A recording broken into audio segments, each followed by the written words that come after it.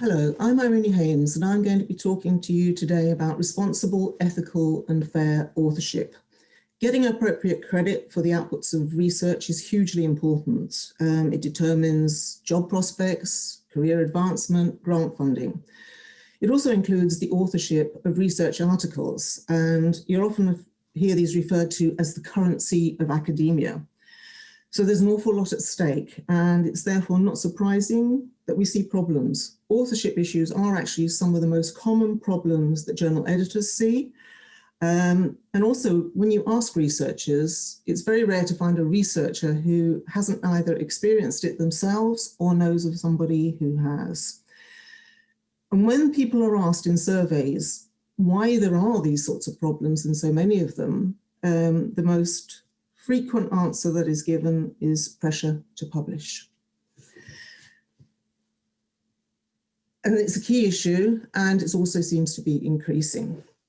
But it isn't actually a new issue.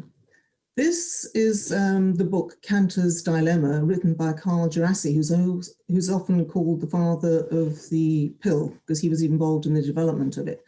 And this is from the afterword that he's written. And I'm going to read this to you because I think it's very important.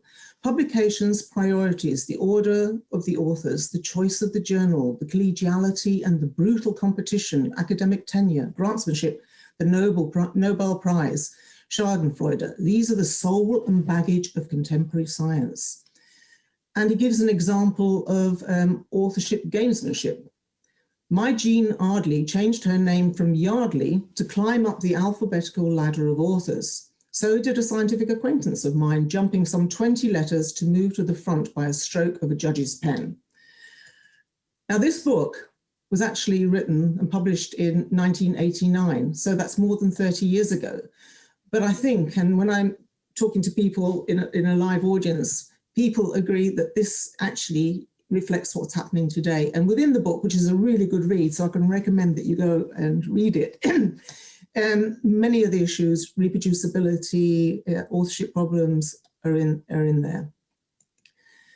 Around about the same time, a book by Stephen Locke, who's past editor of the BMJ, came out, and it's a seminal book on peer review. And he, excuse me, he's got a quote, again, which I think is very, very wise. And he said, and underlining these worries was yet another, that scientific articles have been hijacked away from their primary role of communicating scientific discovery to one of demonstrating academic activity. And again, in a live audience, many people would say, yes, that's what scientific publication, communicating scientific has become. It's not communicating, it's demonstrating academic activity.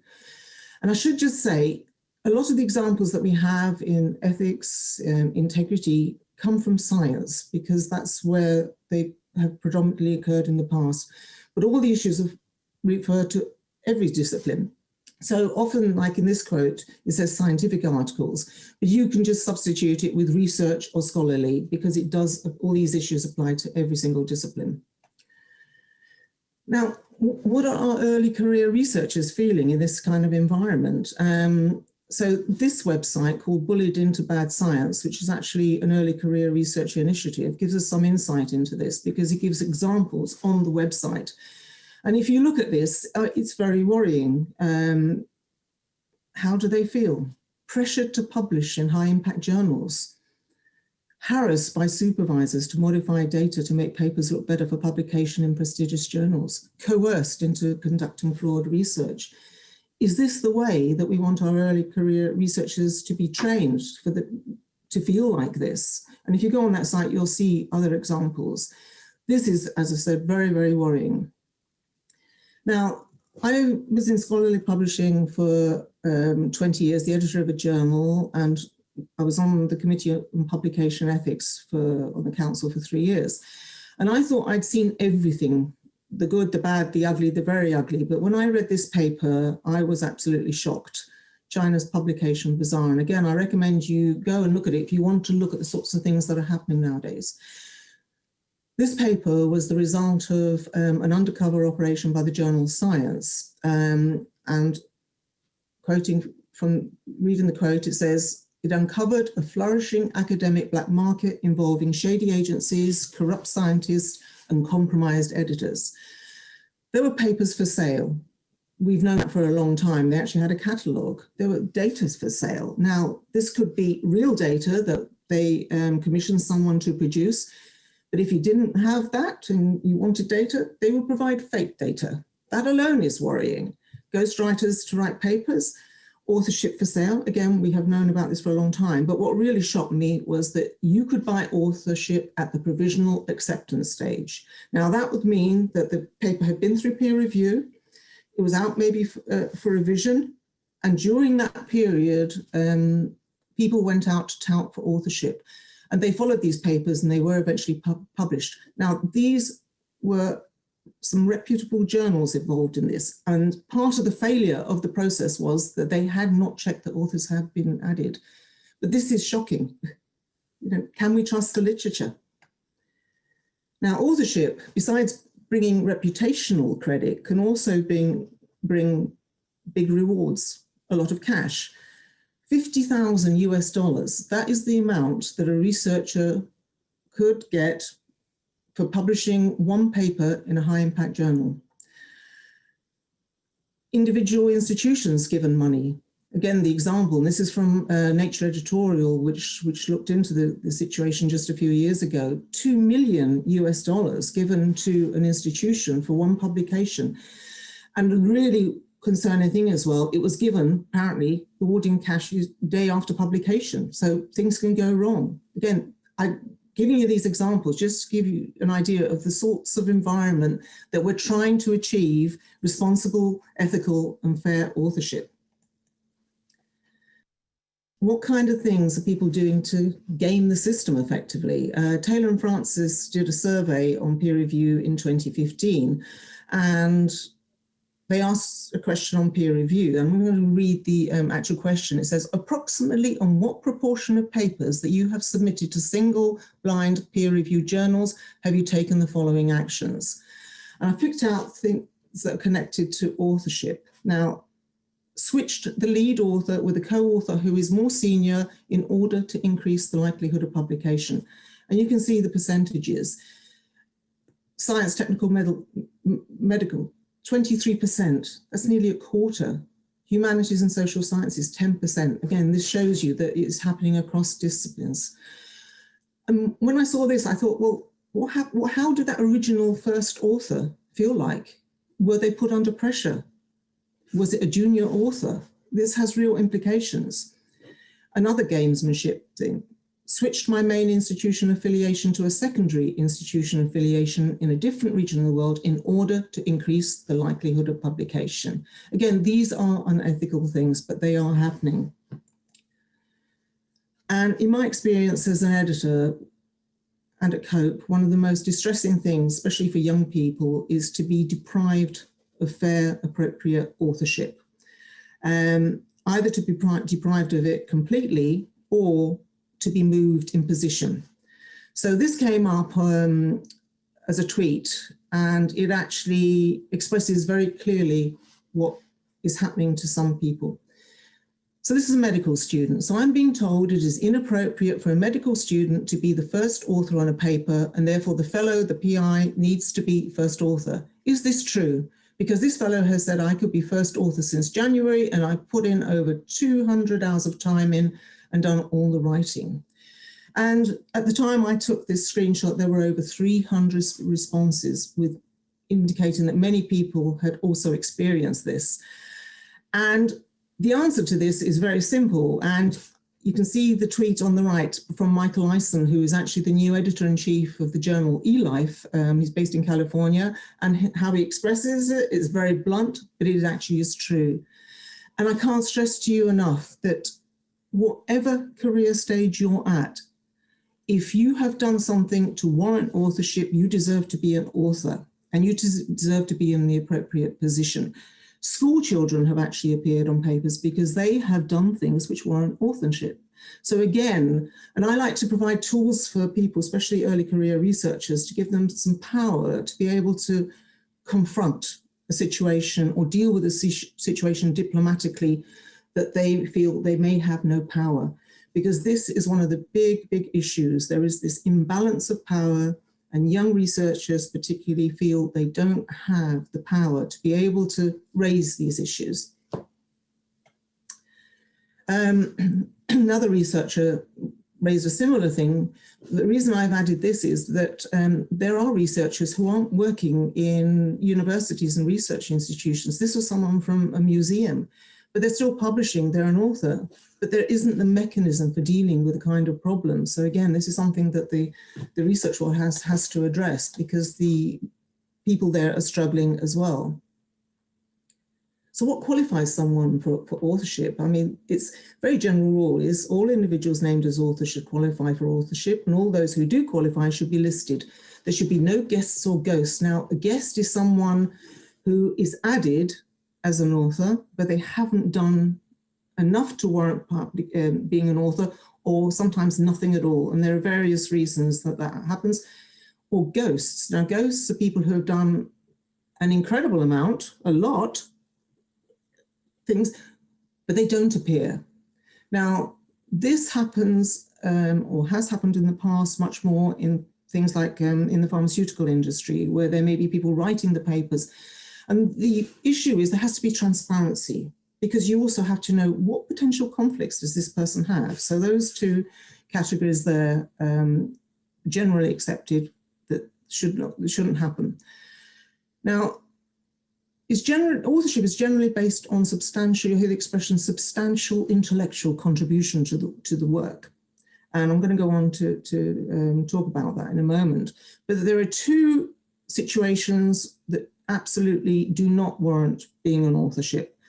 Getting funding or general supervision or administrative support alone don't justify authorship. Being head of department of an institute doesn't qualify for authorship either. Now, these do unfortunately still happen, not so much as they used to, but they do. And it is a real problem, because it can cause enormous distress to people, unfairness. And in some areas of the world, it is still recognized that being a head of department or institution will get you your name on it, on a paper. There are authorship guidelines, and you'll see anything from just very brief statements to things that are very prescriptive. One of the best known ones comes from the International Committee of Medical Journal Editors, the ICMJE.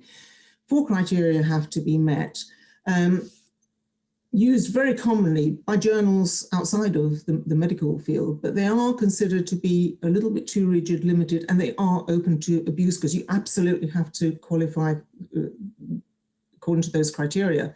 So people have started adapting them and looking at new ways to make them more broadly adopted.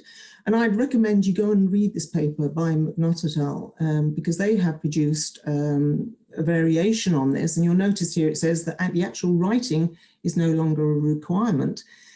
And this leads on to the question, is authorship an appropriate term anymore? And I'll be talking about moving to a different concept, the concept of contributorship later on. But why I think you should also go and read this paper is because it outlines what is expected of corresponding authors. Now, a lot of people aren't aware of what this involves. And I have had senior people come to me and say, my junior person wants to be the corresponding author because they think it will be a step up in their career. Be very, very wary if this happens. Now, the person does need to learn how to be a corresponding author. So a senior person could do this with a junior person, and it'd be part of a learning process. But there are great responsibilities involved of being a corresponding author, legal, ethical, whatever, and especially if you're dealing with a large group of authors. And this paper does actually, because it's quite rare to actually find what the responsibilities are, this paper does actually show you. So if you've got guidelines, they're useful, but actually, how do you put them into practice? And I know from experience, because I've written to certain people when they produce them, and punctuation can actually make guidelines ambiguous. A single comma can completely change the meaning. And you have to have clarity, because sometimes in authorship disputes, which can go end up in legal cases, punctuation and ambiguity and absolutely critical, because someone could argue, well, I followed the guideline, but they haven't actually. That was not the intent of the guideline. A lot of researchers don't actually know what the normal practice is. And I'm talking to people across the career spectrum, because things are changing quite rapidly in research integrity, ethical issues, and things like authorship, which is obviously part of research integrity. And if you are a senior researcher, I would recommend that actually do not even assume the most basic knowledge for people to come into your groups. And nobody should ever be made to feel that they are asking a stupid question, because they might think, oh, I'm coming into this big group, everyone's, you know, an ace researcher, but I don't know this. And I'm talking about the most basic things. And again, I'm going to go on to sort of introduce a couple of things that might help in that kind of situation. But these guidelines are useful when you want to have discussions, but also when, if you're a junior researcher and you do have a problem with your supervisor or someone else who's more senior than you, that you can point to them and say, well, actually, and you can do this in a naive way because you're junior. And again, dealing with these issues involves a lot of diplomacy. You learn skills that will help you to achieve an outcome that is fair. And you can point to these guidelines and say, well, this journal actually says this. So I would recommend actually looking at the guidelines if you are having problems. And it's not just credit that comes with authorship, responsibility. And the responsibility is quite serious, because you are responsible for the integrity of the work. You're accountable for it, but also for resolving authorship disputes. Now, as I mentioned at the beginning, authorship disputes are one of the most common things that editors see. And a lot of these things do not come to light until the work is submitted for publication or published. And you ideally want to resolve issues before you get to that stage, when it becomes public and everything becomes much more difficult. If a dispute arises, the manuscript, if it's with a journal, if it's in the review process, it will be put on hold until it is resolved. And the whole group, the collaborators, if you're working with another group, everyone suffers, and it can go to legal cases. And also, it is not the editors or the journal's role to resolve the disputes. They will refer it back to the researchers and their institutions, because those are the people who have access to the actual research work. Lab books, papers might need to be looked into. So be very careful about this. Try and resolve issues early on. A couple of issues I'm going to mention to you that can lead to problems. And the first one is that authorship conventions vary between disciplines and cultures. For example, what does the order of authors mean? In the sciences, in the life sciences, for example, the first author is generally recognized as the younger person, the PhD student, the postdoc who's done most of the work. The final position is the supervisor. But in other disciplines, the order is alphabetical, you know, and if you're working in a collaboration, you get to the end and suddenly you've got to discuss authorship, or you find that actually you've been put in a position, if you've got a surname beginning with W, where you're at the end of the list. So these are really serious issues, but they can be resolved very easily. And I'm just going to read to you this, because again, I would recommend you look at the Montreal Statement on Research Integrity. This is a statement that's came out of the Third World Conference on Research Integrity, and the World Conferences on Research Integrity produce guidelines. They happen every, I think it's 3 years. Yes, I may be wrong on that, but I think it's 3 years. So they express this in a very good way. It's the statement on research integrity in cross-boundary research collaborations. So that actually covers a lot of things. And it says research collaborations that cross national, institutional, disciplinary and sector boundaries are important to the advancement of knowledge worldwide.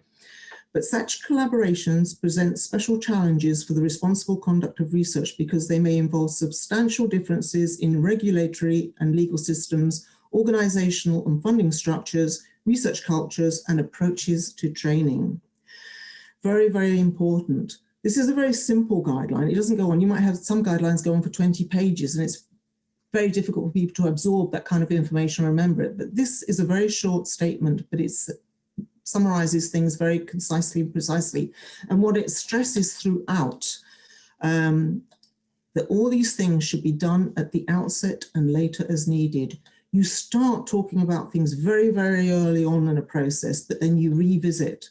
And if you get into the habit of this, into this culture, in your research groups, in your institutes, in your departments, life becomes much easier because you can try and avoid the kind of disputes and problems and the distress and time that those bring. So again, in the authorship, there is an authorship statement again, and you might want to be able to refer to this at some time.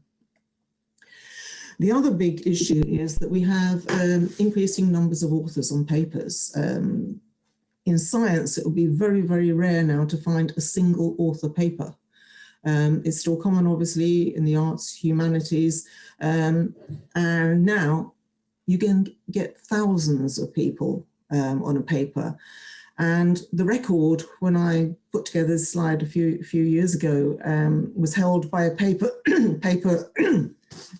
which had over 5,000. It was a Higgs boson paper, high energy particle physics, and it had over 5,000 people on it. Now, what did all those people do? This becomes a real issue when you have that number of people. But interestingly, that paper, the one that held the record, it's always referred to as Ard et al. Because the first author listed, they were listed alphabetically, and the first author is spelt A-A-D, so it's listed as Ard et al. But there were over 5,000 authors. So I mentioned before about the move from authorship to contributorship. What did everyone contribute to it? So there is transparency, and there is now a scheme launched in 2014 called CREDIT, Contributor Roles Taxonomy.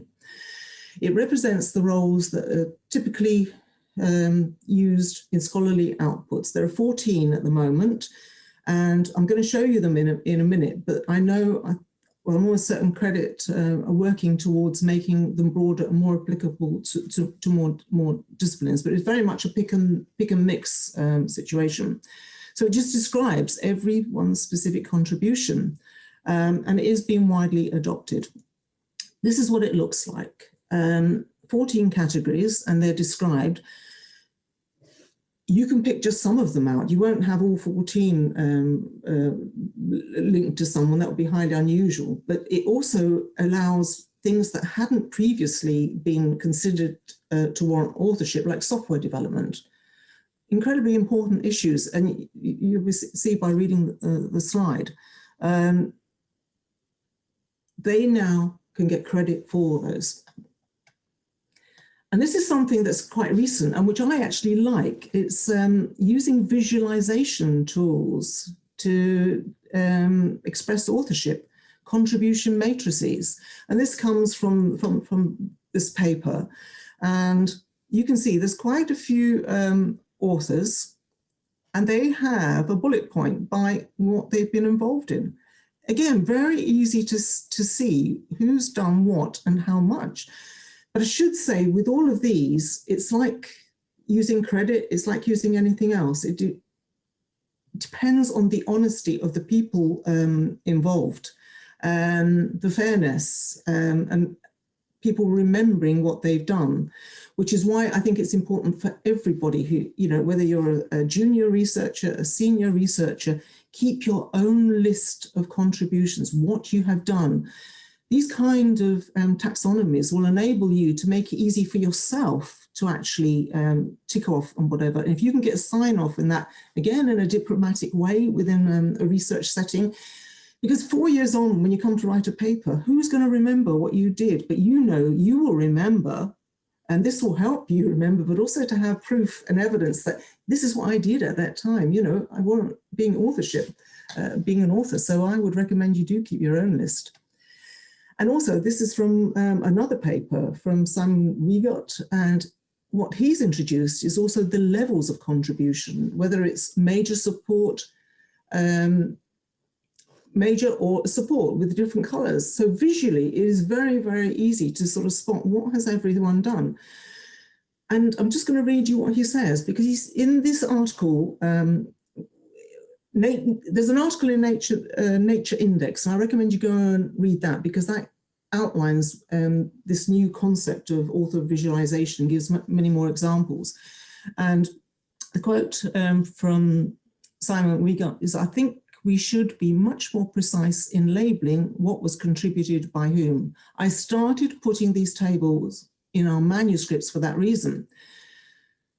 He put these into the manuscript. Now, just because a journal or a book compilation or whatever it is you're submitting to doesn't state, we would like our authors to do this, because the information for authors is sometimes impenetrable, it's very ad hoc at journals, and they tell you more about formatting some journals than things that are really important.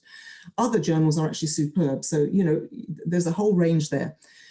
But if you think this is a good way of doing things and the way you want to do things, insert it. It'll often be, I think the examples I've seen, it's near the end of the paper, before the references where the acknowledgements appear. And just explain to the editor, because the editor may not be aware, and they might think, this is a really good way of doing it, but it'll be part of your paper. And along with the contributorship, it's very important that people now have what's called ORCID. Now, this is how it is spelled. Now, this is much more common than when it started in 2012, I think it was. It's a digital identity. It's a persistent identifier for researchers, scholars. Now, I've got one. I've had it since 2013, and I actually use it for everything. I've just used an example down here. This is a talk I gave at Glasgow University on a Research Integrity Good Practice Day. I put it on my slide presentations. I had it at the beginning of this presentation and as a live link, which is important, so people can click through. I use it in the footer of my email address, because anyone I'm writing to, they can click through and it goes through and it will list all the things I've done, my professional information. So I recommend, if you haven't got it, go and have a look and get one. But I think a lot of institutions have already promoted this now, so it is much, much more common. Now, this slide is incredibly important, and I mentioned credit. Now, the credit taxonomy came out of a workshop in 2012 at Harvard, sponsored by Harvard and the Wellcome Trust. And I was actually at that meeting, and I wrote the report for this meeting. So this is a compilation of what two of the speakers said that they do within their research groups. And if everyone did this, I think we would reduce the authorship problems, there would be better relationships within groups, between groups, and it's very straightforward. First thing, have a clear authorship contributorship policy. If you're working within a group, when anyone joins it, you have it on paper saying, this is what we do within this group. It should evolve, and a new person coming in might actually say, well, we used to do this and it worked really well. Change your policy, revisit, discuss early on, revisit. Discuss and document individual contributor roles and professional authorship early on, ideally at the start of a project. Important, review contribution as work progresses, revise roles and authorship until manuscript submission. Because when some projects start, people assume, you have a group of people who are there thinking they will be authors later on, and they may not change. But as the work progresses, maybe new people are brought in, maybe some people step back. And so all those roles will change until the point comes that you're submitting the manuscript. And again, here, keep a descriptive authorship contribution list. And if you are a senior person, I would keep that as an ongoing thing. And I would also document the reasons, because if you have a junior person that you're dealing with and you're having to have that very difficult conversation where really it's somebody else who needs to be in a specific author position, if you can explain it to the person and get them to agree and understand why, or understand why an author who seems to have done very little is a main author, because that person might have had such insight, developed such input to the project that the project could not have developed without it, but it didn't take time. Time is not the key indicator of being an author. And make sure all authors see and approve the final manuscript. Very simple list. And on that final point, anyone who is an author, you should always ask, if it's not volunteered, that you see and approve the final manuscripts. There's often a checkbox on manuscript submission systems where people have to check and say, everyone has seen it, the corresponding author will tick it. But that's not, I know from experience that that's not necessarily the true. And if you're not happy with it, then raise that issue. This is another good way to introduce and deal with ethical issues. There's a blog called Dynamic Ecology, which is really good, and you don't have to be an ecologist to get things from it. So in one session, one of the main bloggers thought instead of discussing research papers in a journal club, that they would have an ethics discussion. And it worked really well. And you can see, he said, there was such a palpable hunger for talking about the subject that it made me very happy we had taken the time, and I plan to repeat this.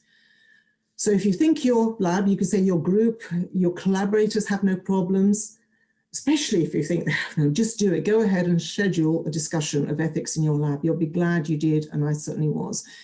He explains there how he did it, and there are many ways you can do that, but why not do this? But also, if you are a junior person and you have an issue, what a good way for you to raise it within the group issue, group situation, without it being threatening. And actually, authorship would be a fantastic topic for this. You could do it across disciplines. I mean, this can expand in many ways because it's very, very good. Having run workshops where I've had multi-disciplines in, it is really productive to be able to have people in the same group who come from the arts, the sciences, the humanities, because you'll learn how different people do this, and they will realize things are different. So I heartily recommend that people do that. And you can actually say, well, I've been to a workshop, you know, I can get the papers together, and everyone learns from that. Institutions, what can you do? More senior people, create awareness of the issues and the potential problems. And we hear a lot about research culture, and it's really, really important. And there are lots of initiatives and developments in that. But what you also want to do is you want to create a culture of ethical and responsible authorship. It's like a subdivision of the research culture. Don't, when you're concentrating on the great big picture, forget about the minutiae, which can, if you can sort out the smaller issues, the whole research culture will become a much healthier place. You have to educate people at all career stages. There will be senior people actually who may not want to attend certain workshops or whatever, but perhaps, you know, it can help them, but they need to be done in the right way. Also, at institutions, you have got to have procedures in place for referrals of authorship disputes. And I know that some institutions struggle with this because you're getting a referral from a journal, the manuscript's on hold, or a note of concern is added to a published paper, and you have to resolve it. And if you haven't got procedures in place or people who are experienced in this, it's going to take time, distress. You don't have time for those sorts of things. Encourage the adoption and use of ORCID and introduction of credit, and encourage early discussions in research groups and between collaborators, you know, facilitate these, because we now have scientists working with artists, really important, dynamic, creative projects that are going on. You need to get those sorts of people together, and it doesn't take much time and effort. Now, authors, check your manuscripts carefully. I cannot stress this enough. Both as an editor for 20 years, for the things that shouldn't be in them. And you should be checking this at every single stage, before submission, after revision, at proof stage, and including any supporting materials.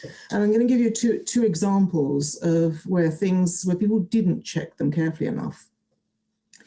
So in this paper, a correction note appeared, which I've up here.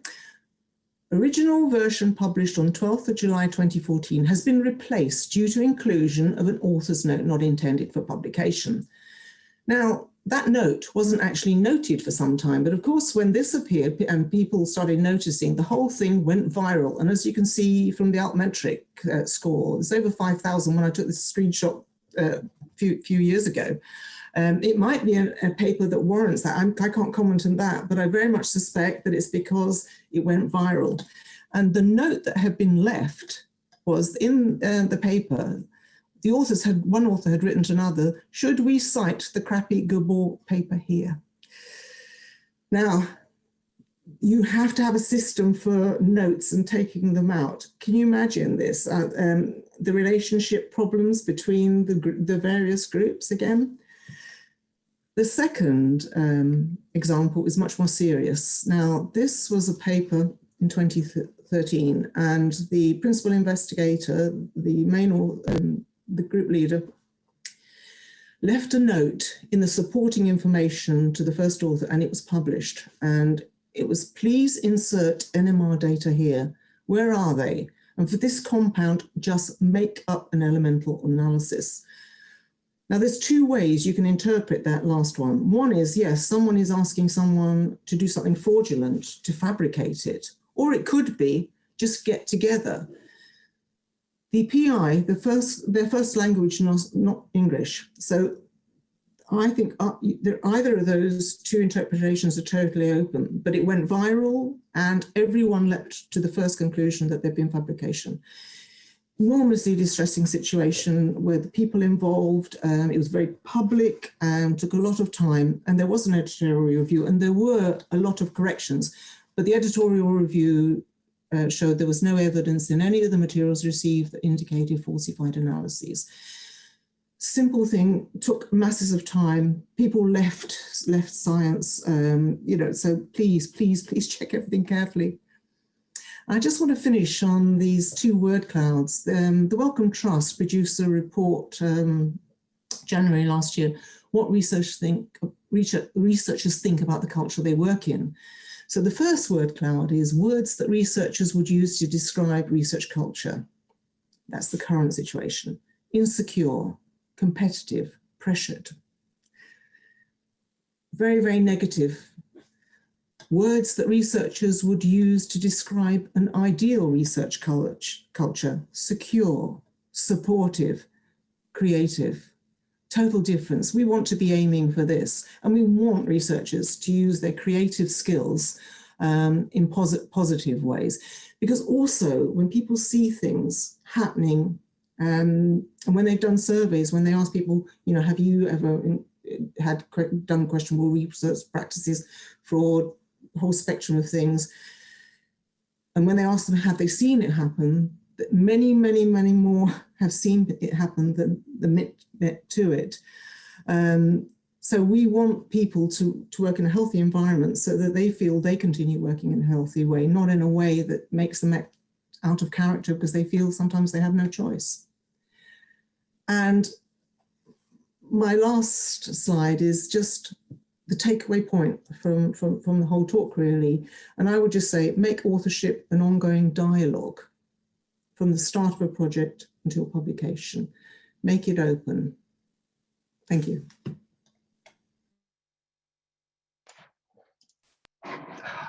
Irene, thank you very much for that. That was fascinating. If you can now open up your camera and your microphone, we have a lot of questions in the chat. I think we'll have about 3 or 4 of them. Okay, brilliant. Okay, so we have a variety of questions. Maria asks, if one of the authors has changed their email, doesn't respond when a manuscript is being submitted, what are the possible actions one can take? This is if they've been given a reasonable time to respond, of course. And how do you deal with it if an author's kind of dropped out of contact, perhaps? What can you do? I mean, this can be a real problem, obviously, if you can't contact people. If your email has changed, I mean, it's very difficult to update an existing paper with that kind of information.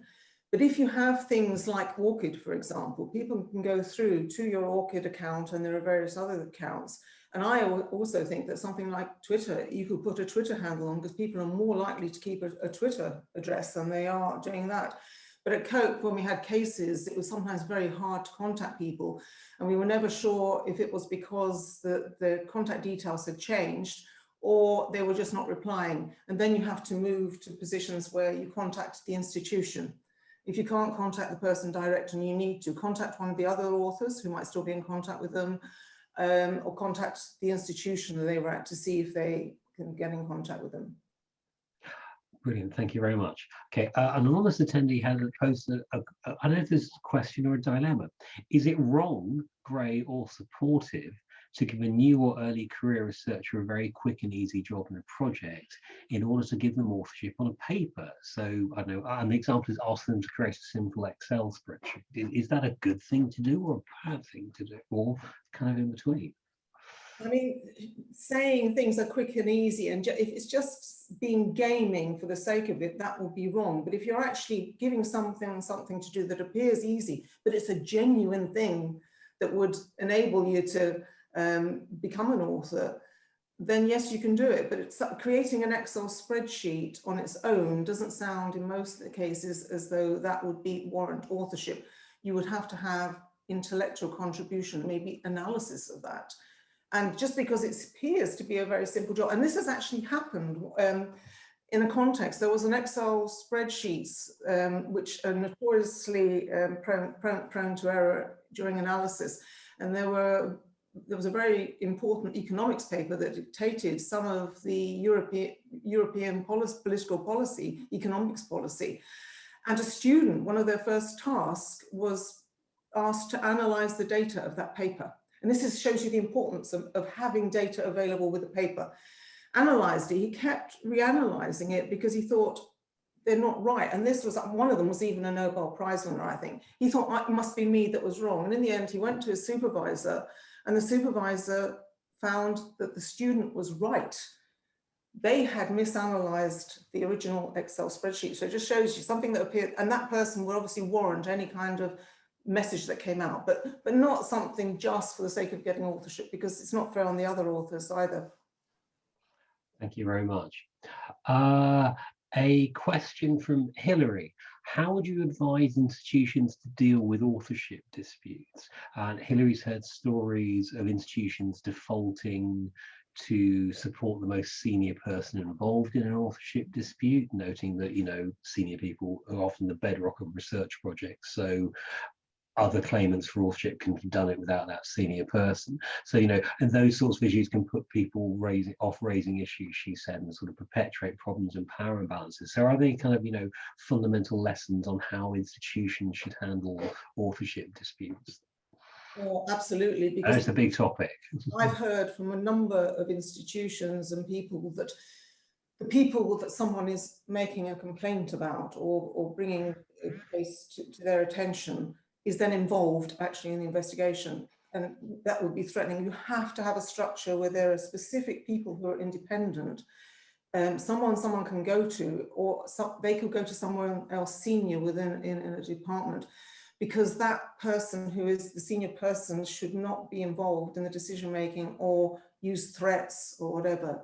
There has to be a structure in place. And I know it does work, because I've been to universities when I say, who would you go to if this happened? And they all go, we'd go to X, we'd go to X. And their faces smiling, because this was a person, not necessarily a particularly senior person, but given responsibility for people to go to, that they could not deal with these issues within their own groups, their departments, you know, so it can work. Thank you very much for that. I will also add that UK RIO can advise on authorship disputes, both individual and institutions, and we draw on experts like Irene to sort of inform our views, so you can come to us if you have any problems. Ben asks, from a journal or editorial perspective, how should authorship disputes be handled when an institution doesn't cooperate in investigation? Does withdrawing or rejecting a manuscript under consideration solve the issue, or should other things be done? Sorry, so if you're a journal or an editor and you're investigating an authorship dispute, and the institution or institutions don't cooperate with the investigation, what can journals do? Should they just kind of withdraw or reject the manuscript, or are there other things they might take to approach? I mean, the guidelines for retraction or whatever that are used within scholarly publishing are the Committee on Publication Ethics, and retraction shouldn't happen because of authorship issues, that whatever. Notes of concern can go on, but they have got guidelines on collaboration, on cooperation between institutions and journal editors. But it is a notoriously difficult area, and having been part of the discussion sometimes that, and when I was an editor, would try and contact institutions to find out what had happened, I would have to pester them repeatedly. So I think this is a very complex issue and there is no straightforward answer, but you don't just retract, withdraw because you can't get cooperation. There is a process. And in fact, I should recommend COPE's database. They have cases submitted by editors for discussion there, and they are listed anonymously. There are probably 600 now on the website. So if you have an issue like this kind of thing, go and have a look at the kind of advice that was given to those people. Thank you. And for individual researchers, COPE has very good guidance on authorship disputes and also how to discuss authorship as well, so kind of hopefully preventing problems from occurring. One final question, if an author changes their name due to marriage or some other reason, how do you deal with that after if the change is happening after a paper's been published? What's good practice in this area? This is a very interesting and very topical question, whoever's asked this. It used to be that, you know, name changes were not considered. And this is why, in the case of, say, marriage, ORCID is incredibly important, because ORCID allows you to group all your professional activity together, whatever your name. And I'm thinking sort of, you know, going way back when women traditionally changed their names or made the decision not to, just so they wouldn't lose their publication record. But the big discussion now is, and so journals and publishers are changing their policy. And if you go on to COPE, there is a working group on trans issues. Because people who are either trans, and there are some people whose name changes, who need to change names is maybe for political reasons, for safety reasons, even we're talking their life could be threatened if something became apparent. And these are ongoing discussions that are going on how to do this. But there are working groups everywhere, and certain publishers and societies have already started introducing policies and working groups. So I suggest anyone who needs to look into this, Google it and you will see the publishers, and go onto the COPE website because it outlines the 5 principles. And the problem is it's not just a name change in a single place. It's technical issues. How do you change it in the back record? How do you change pronouns, for example? So it's incredibly complex because there is no system at the moment that will deal with all this. Indexing, you know, and these are very sensitive issues, and people who are suffering real distress as well, who are going through these kinds of issues. But the world is becoming more open to this. Thank you. One final question. Single blind peer review, can it be considered ethical? An interesting question there. Yes. Now, I'm a great proponent of transparency, so I think that every paper should be published with the research report, especially now because some reports I've seen, you know, I sort of think, oh, I cannot believe that constituted a report. It's managed if it's managed well, it works very well. It's double blind that there is a problem with now, because now with preprint servers and also in certain disciplines where you have working papers, most people can find out who the author was by Googling. But I'd like to know why someone thinks it's unethical, you know, might be unethical. It was just a single line question, but perhaps if the question wants to put some more detail in, you may be able to answer it in the end. One thing, I've also had a lot of questions for both my session and Irene's, and I'm sure we'll be the same with Jessica's just about to start. Those questions we can't answer on the day. We will look at how we can follow them up through other means. So we do keep a record of questions, and we will try and answer them in other ways if we can't answer them today. Okay, Irene, thank you so much. It was a fascinating presentation as always.